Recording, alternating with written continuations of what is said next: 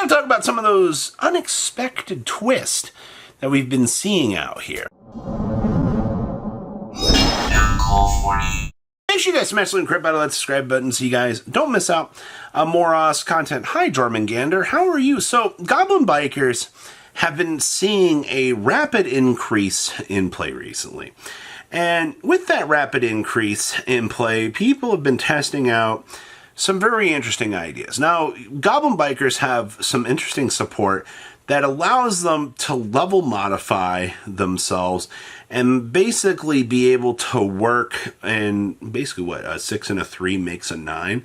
So suddenly you can make Jormungandr and Leviathan out here. Now, I know before Virutus came out, Ubel was testing the idea of doing this, but interesting to say the least. So now we're having goblins out here using Jormungandr as this little fuel engine to start stealing cards from your opponent's hand and to start digging into the deck to find additional resources out here and effectively trying to create this bigger powered boss monster to try to clear out the game. I don't think that's necessarily a bad thing. I quite like the idea that Jormungandr is seeing play, but why this over like Virutus? I think that this deck just needed to find a way to make a big boss monster to pressure your opponent. I think that's good, everybody. Goblin Bikers already having a good control option about them in the Rizal matchup was one of the things that we consistently needed. We needed an ability to control those exceed materials and make sure that, no real BS is going to happen. And that's what we're seeing in a situation like this, where Jormungandr is doing boss monstery things, but also, the Goblin Biker core is just like, oh, hey, an infinite supply of exceed materials. Now you're stripping away things from your opponent. Seems kind of cool to me. So that was definitely a little bit unexpected to be seeing. Dragon Rulers. I don't know why this made it into the unexpected video, but Dragon Rulers right now, they are really, really, really, really making people interested and testing out all of these different ideas. Now, obviously, the TCG, we have proven that we love dragons. All right, TCG just... Durgans? You guys like dragons? You guys want to test out some new dragons?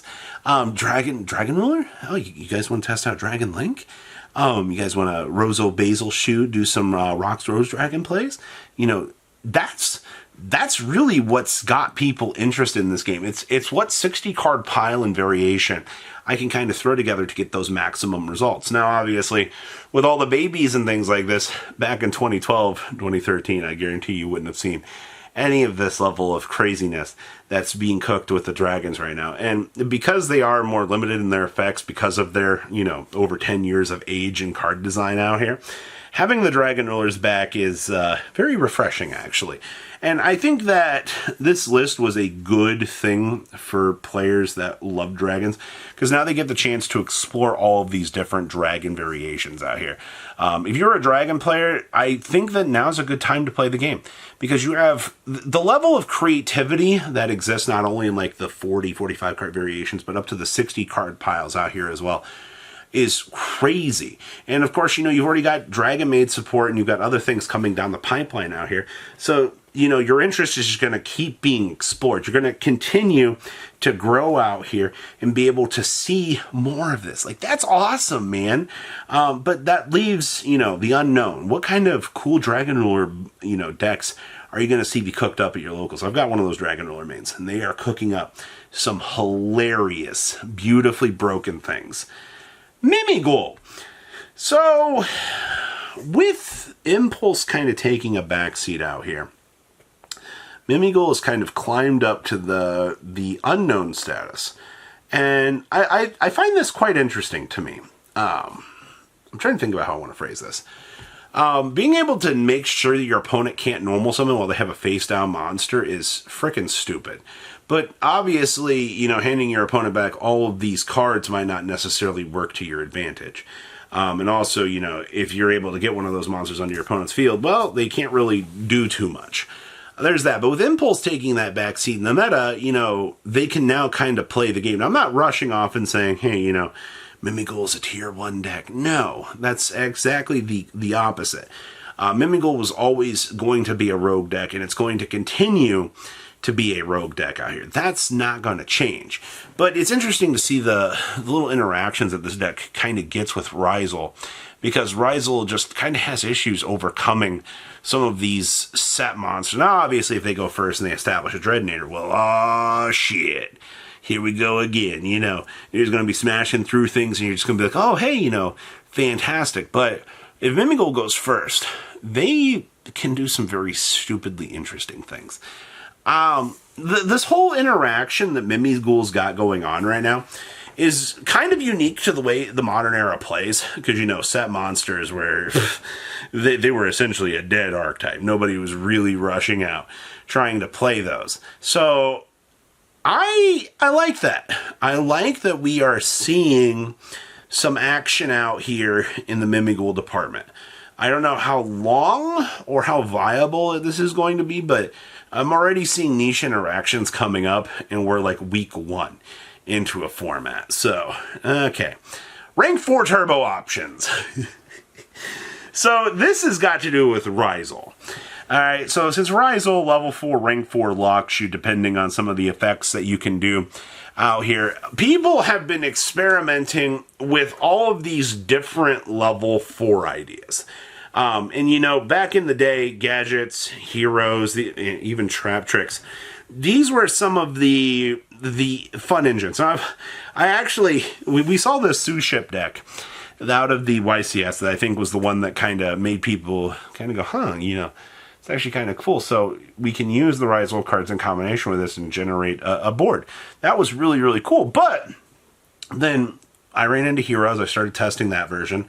I've got a gadget list messed around with and put together, which was also really, really freaking cool to see. But I've also recently seen a Trap Tricks version of this showing up out here, which was very, very cool to see. You know, you don't really,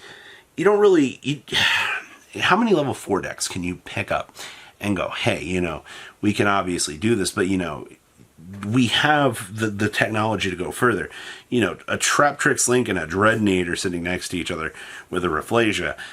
That feels kind of disgusting on paper to be seeing, you know, and I don't really want to deal with that interaction, but it is something possible. And of course, you know, just recently with the Heraldic Beast support being announced out here, you've got more people excited to see where that's going to go. So, level 4, rank 4 decks, the fact that Konami managed to, years later, revitalize this stuff and put this back on the map. Thank you, Konami.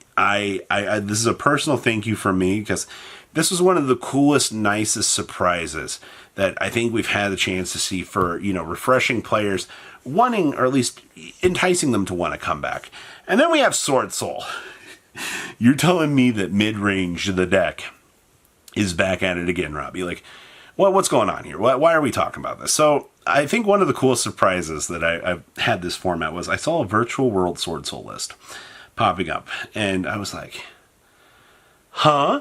You know, Sword Soul's already an extremely fair deck. Like, Chang Ying, Chi Zhao, and like the trap card with like maybe a hand trap or 2 in your hand is like the best scenario you're going to open up. You know, you no longer have that Baron potential negate, but Sword Soul is the definition of fair, in my opinion. I really wish we could get that that little support deck that Asian English just got, because you already did a Master Duel campaign on this, Konami. You know, Konami, hey, you want a spoiler out here? If you really want to sell people in the game, do what Asian English is doing. Make a tier 1, tier 2 deck like Heroes or Swordsful. Make it a deck you can go buy at the store, and you can do the thing. You don't have to make a demo product like that last structure deck. Boom, you can make some money out here. You're telling me I can go buy 3 Sword Soul structure decks, and I could build a Sword Soul deck? You know how many budget players would shit their pants at the opportunity to get that? Like, I support that idea. But Sword Soul definitely was one of those what in the world is going on here decks. You know, that we should have been so power crept out of the line that, like, what are we doing here? Well, evidently, we have some potential out here. And, you know, with a virtual world base, it's kind of worth looking at. So those are your pretty major surprising points right now, and just as to what players are exploring and what is tickling their fancy. Hope you guys have a good rest of your day. Patrons, thank you.